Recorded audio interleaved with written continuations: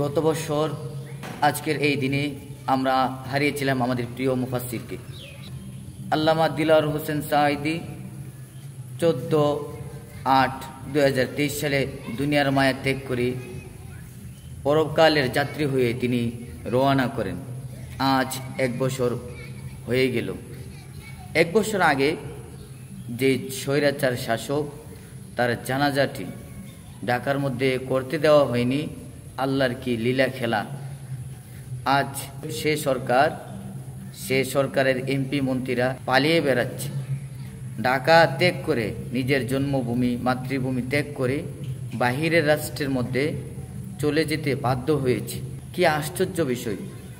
যারা 15 বছর ক্ষমতায় থেকে মানুষকে লুটপাট রাহাজানি সমস্ত কিছু করে মানুষকে একটি নরকের মুখে ফেলে দিয়ে তারা চলে যেতে আজকে বাধ্য হয়েছে।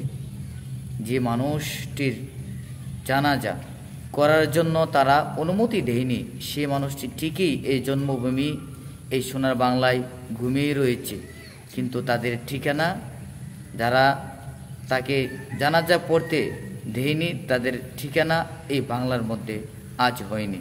যারা এই কোরআনের মুফাসসিরকে দীর্ঘ 9 বছর অপরাধ না থাকার সত্ত্বেও কারাবন্দি করে রেখেছেন, তাদের জন্য এর চেয়ে ভয়াবহ করুণ পরিস্থিতি সামনে আসছে। একটু সময়ের অপেক্ষা করুন, দেখবেন এর চেয়েও আরও ভয়াবহ শাস্তি আল্লাহ তাআলা তাদের জন্য অপেক্ষা করে রেখেছেন।